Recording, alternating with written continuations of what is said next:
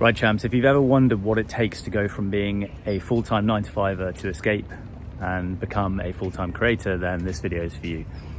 So in today's interview, we're going to be talking to Austin, who I've been working with in some capacity for about 14 months now. And 6 months ago, he was working a full-time 9-to-5, stuck underneath those fluorescent bulbs, wondering what the fuck was going on with his life. And fast forward to now, he is one of the very few selected creators in Alex Hormozi's private cohort called The 100. He's made hundreds of thousands of dollars of revenue for his clients, working with the biggest creators in the world. And he did it.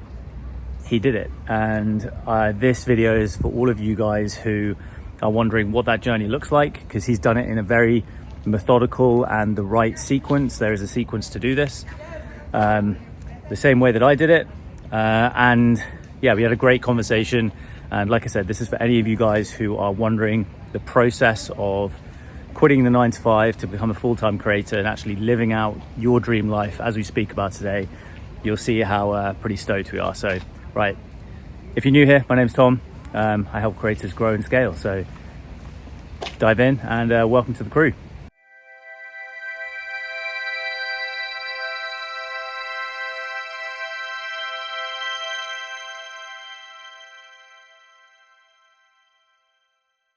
Austin Coldine, how's it going, man? It's going good, man. How are you? I am absolutely banging, although I think I might have got a little bit of like heat stroke or like sunstroke. I went out for the first time today and I've got a lot of sun on me, and I'm like, I don't usually get burnt. I kind of tan, but like today I'm feeling it. So I'm like, let's see if I survive, dude. Let's see if I survive this.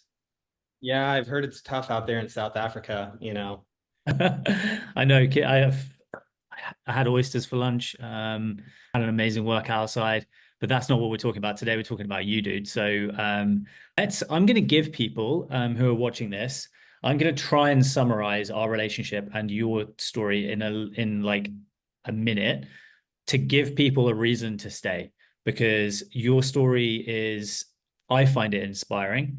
But you've been through some kind of like some decisions to make. And I think a lot of people who will be watching this will have those similar decisions to make. So let me try and explain this. So I first came across you in, I think, July last year, so 2023. You were a member of my initial cohort launch, so my kind of beta cohort for CreatorLaunch.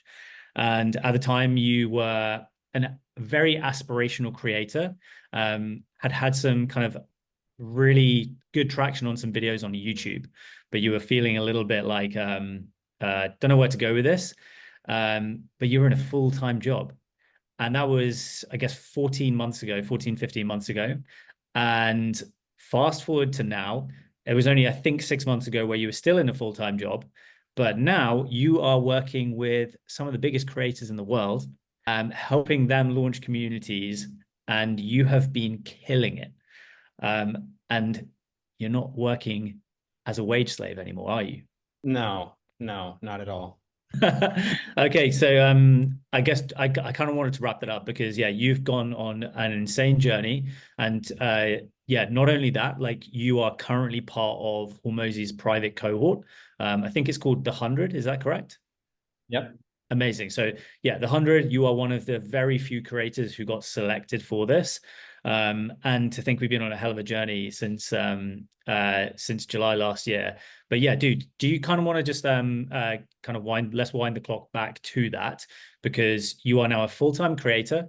You have been for, I think, about 6 months now. And you sent a message in the group today about how grateful you're feeling about being in this like playground arena with us. I feel the same every day. Let's rewind back to like July last year when we kind of first met. Yeah, totally. So July last year, yeah, I was working a corporate job. So I actually started corporate in manufacturing. I got a degree in engineering, and then I went into manufacturing, where I was working in this big manufacturing arena with all these flying overhead robots. And it was very engineering focused. And I went into work every day and I would get in one of these bunny suits and then go work on these manufacturing tools, like with picks and shovels and shit, you know? And I was like, this is not my future. This is not what I want to do. So I made a move into marketing. And so I was in a product marketing engineering role um, after the manufacturing engineering role. And when I was in that role, I think I ran into you about 2, 3 years into that role. So I was working in corporate for marketing, but I've always had, I would say, kind of a calling to be an entrepreneur, to serve people that I really love working with. And I was looking for different avenues that I could chase that dream of entrepreneurship that I had dreamed about since I was a kid, you know? And YouTube was the first thing that came to mind because I was like watching Casey Neistat. You know, we've talked a lot about Casey Neistat and Peter McKinnon and a lot of these filmmakers. And so I was like, you know what? I want to be the next Casey Neistat. So I, bought this nice camera and I was holding it up and I was vlogging around New York City and all these different places I was traveling primarily because of my corporate job. And I was really putting a lot of energy and attention into creating very high quality content, learning the content game. And I was really focused on getting as many views as possible on YouTube. And so I was doing that for like, 4 or 5 months. And after a certain period of time, I finally had a video that it hit the mark and it just skyrocketed and went viral. And it got like, I think 220,000 views. And at the time I was like super stoked about it because I was like, yes, I finally did it. Like, this is what I've been working for, and then like a few days passed and I look at my YouTube AdSense and I look at my email and I'm like, wait a second, I don't have any revenue from this video. I had just spent like 30 hours editing it, crafting the story and doing all this stuff. And I was like, man, this really isn't the direction that I see sustainable. And it's not the direction I want to go. And that's about right when I ran into you. I think I came across you from either an Instagram ad or, we were messaging in the DMs for a little bit. And so right about, I think a few weeks after that video went viral is when I entered into the syndicate, which is legendary. Legendary, by the way. Thanks, man. Yeah, I mean, but the context is, I launched a beta cohort last year, and it was called Project Stealth on Twitter, and I called the community like the Syndicate. I was like trying to come up with a name for like what I could call something, and I was like, that sounds like a cool name. And we had a lot of fun together in a like 12-week kind of cohort sprint type of environment. And that was the first kind of like wave of my like product at CreatorLaunch. You obviously crushed it there, dude. And then we kind of like went, I guess, not our separate ways, but like I kept on going, and then you had a full-time job. Tell us about the kind of like next stage for you. So there was the curiosity. I guess my first thing was helping you with some, I guess, fundamental kind of like online sales and marketing strategies, like community-based stuff. Tell us about the kind of like next stage for you. You were then, okay, where's the money coming from next, or where do I go next? Yeah. So after I kind of realized like, oh, maybe I don't want to be a celebrity YouTuber, then I jumped into the syndicate and you showed me basically internet marketing and you introduced me to .com secrets, expert secrets. And after I read those two books, I realized that I could take everything that I knew from my job, which was in product marketing, and apply that to social media, to the internet, and get clients through the internet.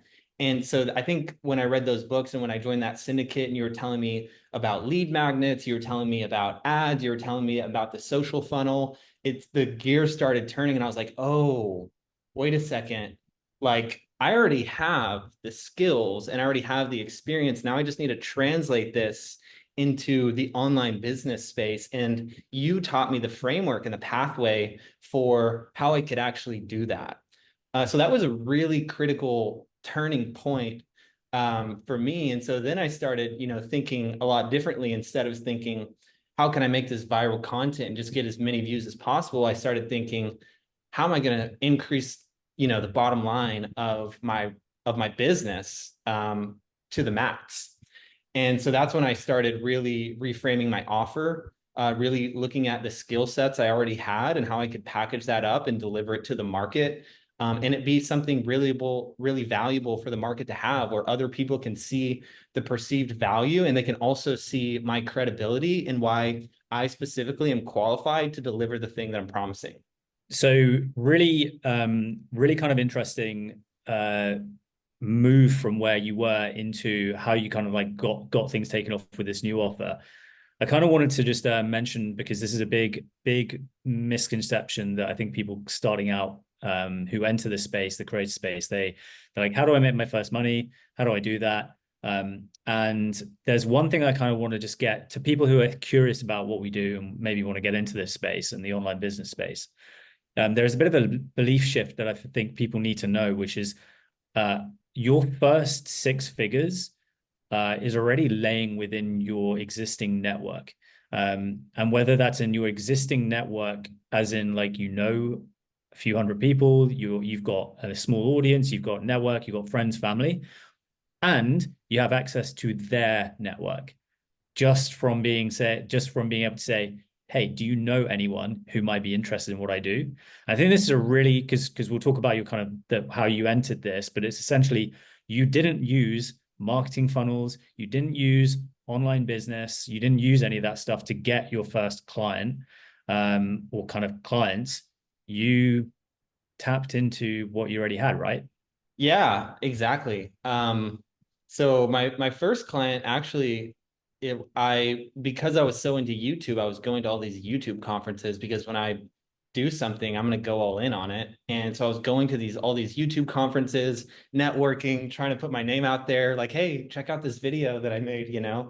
And I met this one guy at Vid Summit, which is a YouTube conference in Dallas. And I kind of was like, how can I get in with this creator? Like, how can I work for him and, make money for him or do whatever for him?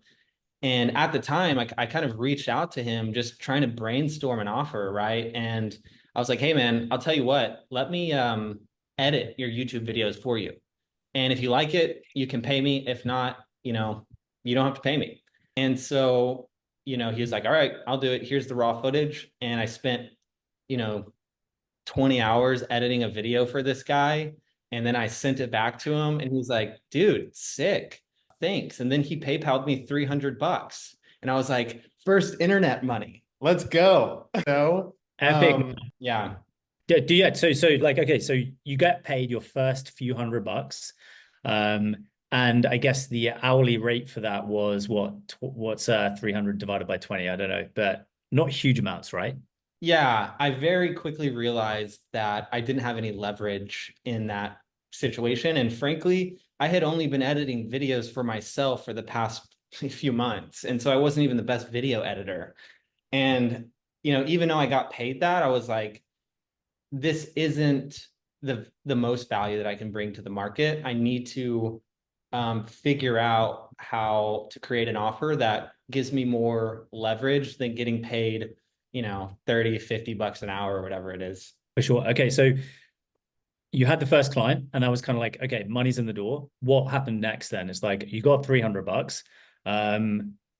Where's the kind of like thinking next? Where did you go next? Yeah, so I saw that, and I also started kind of reaching out to my existing Twitter network and got on a few calls with people. And there was a few people who were like, well, how do we how do I go deeper? And I was like, oh, well, and just on the spot, I was like, oh, well, how about you pay me $200 and I'll give you an hour next week. And that happened a few times. And I was like, whoa, these people just paid me a few $100 for just an hour of my time, And then actually what I did was I went to the same creator I was editing videos for. And I was like, look, man, um, I don't want to edit videos long term. I have this existing skill set in product and marketing. I've launched a bunch of products in the past. I know how to market them. I have experience, pitching to some of the biggest companies in the world. Let me create a product and launch it all for you. And I'll do it 100% for free. You don't have to pay me anything. And then if it works out, you just pay me 20%, 25% of the revenue. And I pitched it in that way. And, at the time, this creator didn't have really an online business. He was monetizing through ads, sponsorships, brand deals. And a lot of the times those are those have high fluctuations. And so he was looking for another income stream that would be significant, that would actually move the needle in his creator business. So when I pitched that, he was like, all right, man, let's try it. And so I essentially spent like 2, 3 months working, 5 to 9, 9 to 5 outside of my corporate job, working for him for free, preparing for this launch and building and setting all the pieces in place. And then, when we launched it, we ended up doing like 65K in 21 days on our first launch. And I got paid a big chunk of that, 25% of that. And from there, that was my first case study. After I had worked for months for free, it was my first case study. And I was really able to take that and then leverage it not only with him in the future, because he wanted to continue making that money, but also with other creators who I showed, look, this is what I can do. This is my skill set. These are the results that I can get for people just like you. And I think that's where a lot of the demand really came from. And I also wrote an entire case study, like stepping it down exactly how we did that first launch as a lead magnet for my own business. And so I just started putting it out there. I started running ads to it, and I started building up that demand based on those results that I worked for free for. I remember I remember I could just tell from the way from like your messages and stuff, and you were just like, I can't believe like this has actually happened. Like it made like nearly 65K or through this launch. And you're like, you've put all this work in, you put all this planning in, you kind of just have these assumptions and you hope that it's going to work out. And then this crushed, and you were still in your 9 to 5, right? Yeah, still in the 9 to 5, still working for the man the whole time. Yeah. I remember because you were and so like a couple of lessons here I think really important again for people who are kind of thinking about curious about doing what we do. Like Austin is showing the exact like roadmap to doing this. You take your skills and you offer working for free for someone to get a case study. Like this is the tried and tested. This is how I did it. This is how you do it. And Austin showed like you do that, you take some risks and you do it well, you do a job well, you're going to get rewarded really well. And the aim is to get that case study, that first case study to say, this is a process that I can take someone through to get this result. And so you had this like crazy cool case study. And then you were like, okay, we're still in a 9 to 5. And I remember like having a couple of calls with you. We eventually had like one call, which was like a really long one.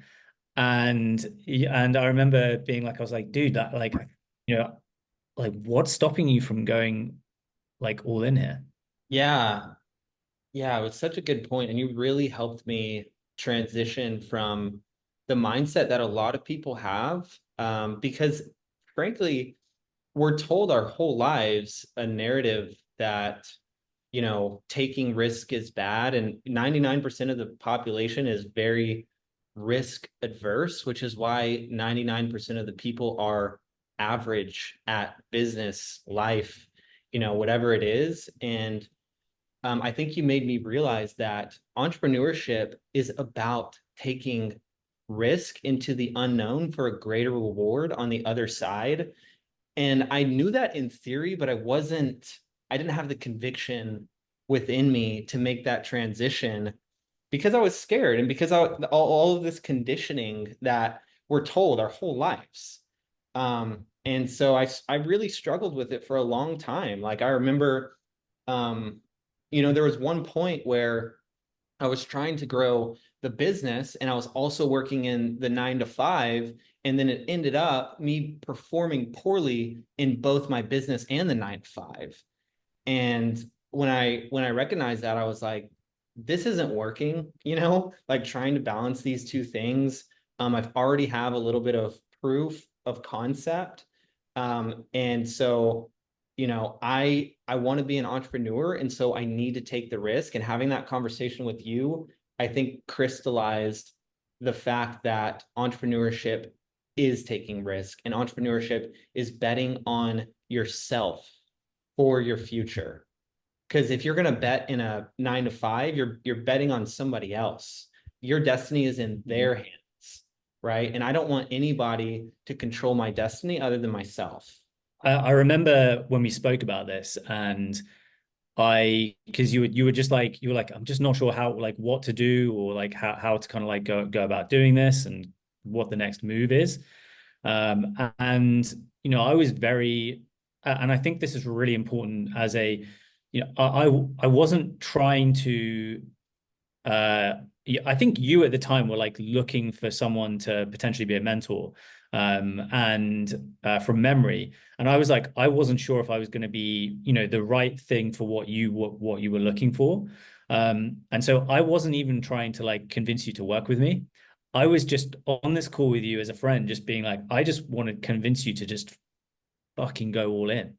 And I was like, I almost had to beg you. I was like, dude, you need to do this. And I think, the big thing that we can do, as coaches and consultants, is really just challenge the beliefs of the people we work with. And I'm very direct with like my clients, and I will call you and everyone out on bullshit. And I think you guys respect that, because it's like you understand this isn't a game that can, you do have to take risks. But the big thing, the big mind shift that I think that I especially help people with, and I think coaches should help people with, is this idea of moving from this conditioned state of fear and the fear and worry of things not working out, and moving into this state of faith where you have just full faith that things will work out. And it takes a ton of practice.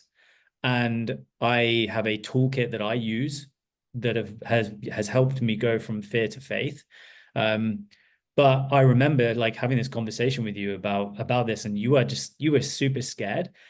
And what kind of got you over the kind of the edge was, I think I gave you the conditions that I was in when I took the leap.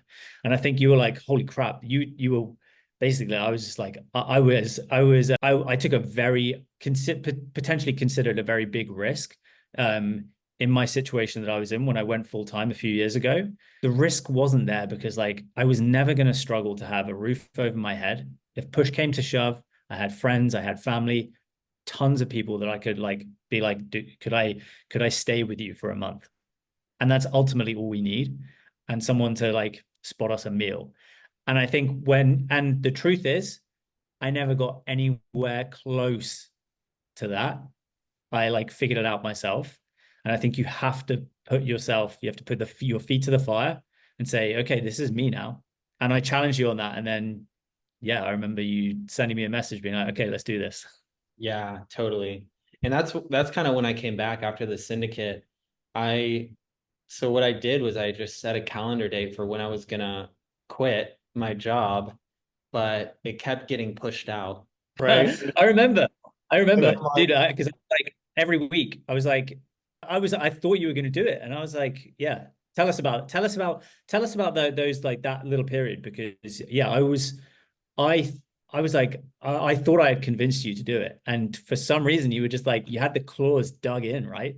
yeah, I mean, it was my conditioning, right? Like, and it was also like I had a bunch of people telling me, oh, I mean, I was in a 6-figure product marketing job, traveling to like Japan and Singapore for all these big corporate companies. So, in the eyes of a normal person, it's like you're in the spot so many people You've dream made of. it. You've Yeah, made it, right? Like, yeah, but that wasn't my dream. Like that wasn't my dream at all, because I was going in, even though they had those benefits that other people saw, I was going in to a cubicle with fluorescent lit lights with a boss that I didn't respect, and I didn't like being there. And it actually degraded like my mental clarity. It degraded my work. It degraded everything about my life, my relationships, because there was this like downstream effect on how I felt, you know? And so I felt like I was in kind of a lot of pain, even though, there was a lot of it seemed maybe successful in some people's eyes. And I do think like when I came back to you, I was like, I would really like somebody to walk me through this transition who has done it with other people, who has done it themselves. Because you know what it looks like, you know what it feels like, and you know the beliefs that I need in order to get through this period. And so that's when I was like, let's go, let's do this. You're the person I need. And I couldn't be more thankful that I decided working with you and I took that leap. So just really, really appreciate all your mentorship and guidance. Seriously. Thanks, man. Look, I mean, the truth is that when you work and when you do what we do, which is you make content in a specific manner, you attract people who you absolutely vibe with. And so, what my belief around business now is, I will convert people to become clients, and then I'm going to become best friends with them. And that is like, that's the journey that we've been on. Like, we are not like we don't have a working relationship. We just have like best friend relationships where it's like, I just want you to crush it, and we help each other troubleshoot stuff. And so yeah, dude, it's been an absolute pleasure, man. Like and still got a ton of fun stuff ahead of us, which is really cool. We've got some big goals, both of us. Very, very excited for those. But dude, I want to hear like what has happened since, because you made the decision finally. Tell us about that moment, because dude, like, a lot of people dream about that moment. The moment where when you're like, okay, I'm going to do this. So talk us through that kind of that process. Okay. Yeah. Yeah. So I just set a date on my calendar, and, I talked with you, I talked with my parents, my friends, and I was like, I'm going to do this. Like, I don't care who says anything against it.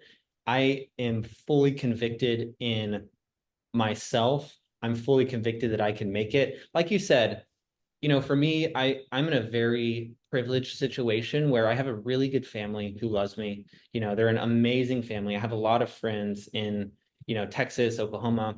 And so I knew if worse came to worse, I'd just go couch surf or sleep with, move back in with my parents, which not ideal, but I'm not going to die, you know? So I set the date, and then I just walked into the office, and I saw my boss. I was like, hey man, can I chat with you real quick? He was like, yeah, sure, what's up? And I walked in and I was just like, well, I just wanted to let you know that I'm handing in my letter of resignation, and I'll give you my 2 weeks, but I'm done with this, and I'm gonna go pursue being an entrepreneur. I'm gonna go pursue this business that I've been working on. And I just handed him the letter, and he was just speechless. This guy was just, he couldn't believe it. He was like, I don't even know what to say right now. Can you like come back in 10 minutes or whatever? Um, and so I just walked out, and I was like, all the relief out of me, and like all this excitement and nervousness, and just, a cycle of emotions going through that. So yeah, that's how I did it. Dude, I like, yeah, like I can relate, obviously, because I had that moment as well. And it's really funny because what happened was, your manager, basically had like a little panic attack and was like, oh shit, I'm like, someone who's like really fucking good has just said that they're saying like go, and then they go into this kind of panic mode where they go and talk to their like, their superiors or whatever, their leadership team, and then everyone has a little kind of like mayday meeting, where it's like emergency meeting, where it's like, Austin's just told us he's leaving. And yeah, so I know what that's like, and it is a glorious moment. So dude, like just that alone, man. Massive congratulations on doing that, taking the leap of faith, going against what everyone was saying, was telling you, trying to instill fear into you about making that decision, which is all comes from love. Like that's the tough thing is like they genuinely think you being in that cubicle was the best thing for you. Like genuinely out of like they were like if someone had a gun to their head and was like, what's the best thing for Austin? It was for you to stay in that cubicle and stay on the path. And so congrats on making the leap, man. But you made the leap. And I mean, let's just say things have been absolutely wild. Can you give us tell us a little bit about the because it only been a few months, really. It's been like less than 6 months, but you have done some crazy things. You are working with some crazy people, and now you're full time. Tell us about what that kind of this chapter's been like over the last few months. Totally. Yeah, so after I had that case study, I essentially, was like, let's keep working together with this one partner. And so we've continued to scale his business after that cohort, where we've just been launching more and more cohorts and pretty much using the same strategies. But then also started to learn new strategies. I started learning one-to-many sales and workshops and webinars. That's been a really key part of what I've done. And from there, I've just started to kind of try to acquire more creators. And I got a few referrals from that one case study. And so I got another creator on board who wanted to do the same thing. Then I had a launch with him, same outcome, same result. And then I've kind of been doing a mix of like content, network, outreach, going to events and different things, just trying to get more people on and scale the business. And yeah, so I think I had like three or four creators. And then I had this guy kind of approach me wanting to collaborate with me. And so I was like, hey, man, you can use my testimonials and come work for me, essentially. So I got him on board, and he has been huge in helping me build out the sales and marketing systems for my creators and clients and really helping improve the delivery aspect of it. And because like now I'm kind of just focused on how can I be the best in my niche? How can I dominate the market? How can I be, number one and actually win in this space? And so I'm really, really focused on my clients and getting them just incredible results and being the number one go-to guy. So yeah, after I got like three or four creators and I kind of hired that guy on, I got an email from Andrew Kirby, and it said, hey, congratulations, you were selected to be in the 100. And the 100 is essentially a group of 100 people coached by Andrew Kirby, who's this guy who has like 600,000 subscribers on YouTube, and he has been working in the creator monetization space for a while, doing the same thing I did, but he jumped on board to Skool, and now he's running the Skool games, and he's also running this cohort of 100 people. And in this cohort, people are racing to get the most revenue on Skool in 90 days.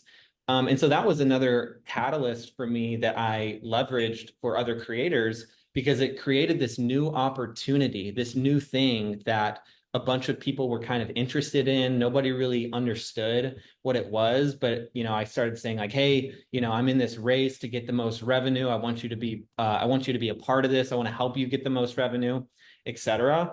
And so that led to more clients, and that kind of leads me to where I am today, which is like I have like 6 partners that I'm working on, and I'm just helping them scale their revenue through these leveraged group coaching courses, community type offers. Dude, like or like as I've been alongside you in this journey the entire time, and it's just been like a pleasure just watching you grow through this. And every single week there's just another just like awesome piece of news, awesome win. And I remember saying this to you on a call like last year before we worked together, like I think one-on-one. And you were saying you were curious about essentially doing what I do. You were like, Tom, I think I just want to do what you do. And I was like, hell yeah. Like, and I was like, I was like, that makes sense. Like, you know, where you're interested in the same stuff I'm interested in. We vibe around this kind of stuff. So totally makes sense. So do that. And then like on this journey, you know, you were like, okay, well, I'm struggling. There are a couple of points where you're like, I'm struggling to know which direction to go. Like, you know, you were thinking, do I go down the more kind of coaching leveraged model right now? And I kind of was like, if I'm honest, I don't think you should yet. I think you've got an amazing thing going. And I think this first year of entrepreneurship for you is what Mosey talks about, what all of those guys talk about, and what I talk about, which is you need proof. You need to go and get proof that you can say what you do. And if you focus a year on like not aiming to scale, not aiming to grow, not aiming to do all the flashy stuff, and you just focus, like you said, on what does it take to get the best client results in the industry, that's like the is what allows you, it gives you the opportunity to buy the ticket to then do the leverage stuff. And that's why I'm like, I'm really stoked for you because I'm like, you know, next year and the year after, that's when you're gonna have the like ticket stubs, you're gonna have the proof, the evidence, the case studies, and then when things blow up because you've got the proof, right? Can you talk to us a little bit about that, like the feelings around, you know, you said you were like, I could go here, could go there, but it feels I'd love for you to, is your goal the same as like the goal that you mentioned like a few weeks ago? Are you still on that? I'd love to know where you're at the moment. Yeah. Yeah, a big realization for me through listening to you and other just people that I follow, is that we are living in a trust recession. Like trust is at an all-time low from everybody, because there's a lot of people who don't deliver on their promises because it's really easy to make a big promise, get people in the door, and then not deliver. And I think a lot of people have been burned from that experience in the past. And so the way that you build trust is you have proof and you have credibility. And even if you look at some of the biggest software companies in the world, like Hyros, for example, is a software tracking ad by Alex Becker, or yeah, a software to track ads. Alex Becker started that company. They're doing 30 million in revenue. You look at their landing page, and what you see is there are a bunch of top name companies. There are a bunch of top influencers like Tony Robbins, Russell Brunson, all these people that are giving you social proof that this thing delivers on what it says it's going to do. And if you go look at all the best VSL pages in the world, they have, Forbes, CNN, Fox. I wrote a book. Here are all my case studies, all this stuff. And so I think the way to build something that's really valuable is to get that proof so that you can build that trust within the market. Because I think you need a lot of trust, not only on your landing page, but you need trust in the market because the people that you serve also have a huge network, right? And if you under deliver, if you don't do what you promise, word's going to spread fast, and that's going to tarnish your brand. It's going to tarnish, your name, and it's really hard to recover from that. And so I was having calls with people who were maybe a little bit lower leveraged than me at the time, who were like, yeah, I want to kind of like, I don't know, be coached or whatever. And I didn't even give these people an offer. I have a free community, and I was doing free community onboarding calls just so that I could try to build that community up. And I wasn't giving an offer to any of these people because I realized that I just wanted to focus on getting results for the people who are already working with me, not trying to get results, for the people who are a little bit lower than me. And that's my focus at the moment. And so I want to build that trust in the market, build that credibility up. And then in the future, maybe I'll think about doing some kind of group coaching type of offer. Sure, man. Like, this is exactly how I've built my business over the past year. So as always, I'm like, I don't say go do this. I say this is how I've done things. If you want to steal how I've done things, do it. But I tapped the brakes for an entire year. Was like, I ain't gonna try and scale this thing. I'm just going to make sure that I'm going to get the best results possible with my clients, which in the first instance, first like year, whatever it is, it means more one-on-one contact time so that you can, what that's about is really just so that you've got a really good finger on the pulse of like the things people are struggling with, being able to troubleshoot and just understand what things, resources, stuff that people need to win. And you know, like people, this is a big mistake. People try and they hear about like this you know, the grass is greener in the like leveraged like group kind of like model or communities, or my pet like hate is the fucking low ticket communities. And I'm kind of glad Skool have finally like just completely reversed their like their thing, and they've kind of going anti low ticket now, for like new creators, which I'm glad that they're doing. But yeah, it's like you need to go, and I think Gary Vee talks about it. It's like get receipts, right? Like you got to get the proof, you got to get the receipts. And so yeah, dude, like you are right in the right place right now. You said some kind of mad numbers around how much revenue you've driven for your clients in like the past few months. Like what's it kind of looking like at the moment? Yeah, I think overall this year it's been around 250,000 generated for the people that I've worked with. And I mean, we're just getting started and it's ramping up quick. So those feel kind of low for me. I want to get to the seven figures as fast as possible. Um, but yeah, I guess so far it's been like 250 for my partners and clients over the last 5 or 6 months. And look, I mean, again, 6 months ago, you were in a full-time job. Like, so I asked that because I just want to show people what is possible. If you do things in the right sequence, you know, you don't try and jump the gun, you don't try and jump ahead, you don't try and go down the shortcut route, do things in the right sequence. And I think that is like ultimately, you know, that's why we're having this conversation, is to demonstrate the value of working with someone who's kind of done it and is able to say, don't fucking do it that way. That is dumb. Or like just being able to call people out. Okay, I want to know what's next for you. What is the goal for you right now? Where do you want things to be in like a year's time? Honestly, man, like I am just very thankful. I said this yesterday in the group, but I'm just very thankful that I'm in this position where I get to chase after something I've been dreaming for so long, which is being a full-time entrepreneur and getting to work with these just world-class clients. I mean, one of my client I told you is 2x Brazilian Jiu-Jitsu world champion, pro natural bodybuilder. And just working with this guy, like watching him work is absolutely incredible because he understands, just like you, what success looks and feels like, and more importantly, what it takes to get there, right? And I think a lot of people seek short-term gratification with immediate results. But like I worked for 3 months without getting paid anything, and I'm working today for my partners without getting paid for future payoff. And so yeah, that's where my focus is, man. Just like getting awesome results for the 6 people that I'm working with.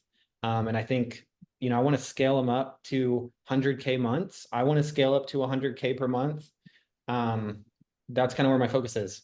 Hell yeah, man. I mean, look, like I've said, really, it's just been a pleasure, like watching your journey, and I feel like this is just the very first chapter in a lot of really fun chapters. And so, yeah, man. I mean, I thank you very much for like sharing your journey with us, and I just hope like I was so excited to speak to you because I just want people to see that it's possible. It took me kind of like 3 years to kind of figure this shit out on my own, like going full time, and I did it the really dumbass way. Like I did it the dumbass way, and so I'm stoked to kind of like be able to share a story of someone who's done it in a in a more moderate, like less risky way technically, but that is like possible, and it's possible to move things really fast. And I think that's the thing that I've noticed, like when things do take off, they move really fast. But ultimately it comes down to the same thing that you said, man. Like every single day I sit here and I'm just, uh, grateful as hell to be able to just be doing this. And I think, you get this, you do get that. Yeah, it's funny because like you, I get it a lot, and I think I practice it a lot. I practice gratitude a lot now, and I think when you do get into this realm, you kind of for the first time, it's almost like you realize what there is to be grateful for, and you've got a lot, like a ton. And so I think I just find like an overwhelming feeling of like, this is so fucking sick. We get to just play around with like cool guys like you. And it just feels like we're playing genuinely. Yeah, dude.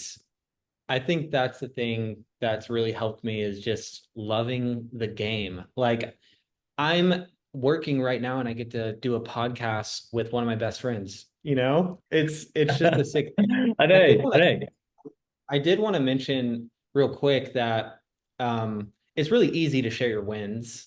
It's not as easy to share your moments where you've been scared, uncertain, because we all go through that. And there have been many, many times just in the last months, where I'll get on a call with a potential creator that I'm really, really excited about. And I think it's going to go through, and I know I can get them results.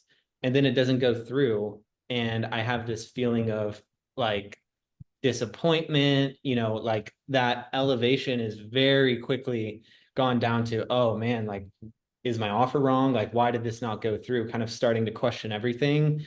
And I think it's really important to have the resilience to keep pushing through those moments of those valleys because they're natural and everybody has them. And that's what it takes to be an entrepreneur.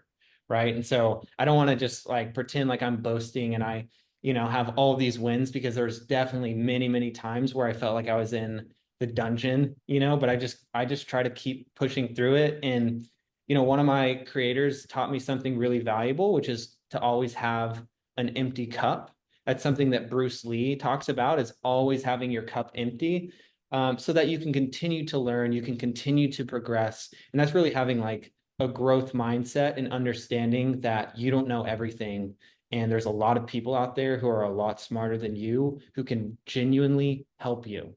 So, yeah, man. Dude, it's been a pleasure. And like, yeah, I know what that feels like. I feel like I've been through hell and back on my kind of journey. And the the truth is that everything changed for my trajectory when I knew I needed help, and then I went and got help. And I like started working with a mentor, joined a program, joined a community, and started following a proven process that has levels of accountability to it. And now I'm part of multiple like programs and I have multiple mentors. And I'm looking at the people in my industry and I'm saying, who do I want to compete with? And I'm just going and like I'm paying them to learn how to do it so that I can go compete with them. And when I say compete, and we talk about being the best and winning and whatever, the truth is there is only one true competitor that we all have, and it's ourselves. It's the person that looks ourselves in the mirror. And yeah, like we are our only competition. There's no such thing as stealing market share from people. That is a bullshit idea. So yeah, I just wanted to say that because it's I'm with you, man. It's very hard, but like the big thing, the big shift I found is like going and getting help from people and just being like, show me the light, show me the way. Totally, totally. And I don't know if you think the same way, but I kind of feel like in some way, if you want to play the game, then you got to pay to play, right? Got to pay to play. And so, and also, if you're going to be selling high ticket in the future, if you haven't bought anything high ticket in the past, then you have no right to sell high ticket, right? So it's just a It's part of that the simple. game. It's that simple. And yeah, I think like, that's the biggest thing that I think, especially in the realm that we operate in, is that you can go and you can just go and get like the Matrix, go and get information from people and plug it straight in and start rolling. And it condenses and collapses your time to getting the outcome and your dream by like years. Like it's like you could either do it on your own, try and figure it out by watching all the free lead magnets out there, all the free courses, all the YouTube videos. And it gets to a point where you just don't need that anymore. You just need to go find someone that's doing what you want to do and just like go learn how to do it. So dude, it's been an absolute fucking pleasure working with you on this journey. We got a lot of fun to come. And yeah, this won't be the first time or the last time that you're on this podcast, hopefully. Looking forward to having you many, many times to come, man. Awesome, man. Appreciate you. Cheers. Cheers, Austin. Okay, see you in the next one, dude. All right, man. Bye.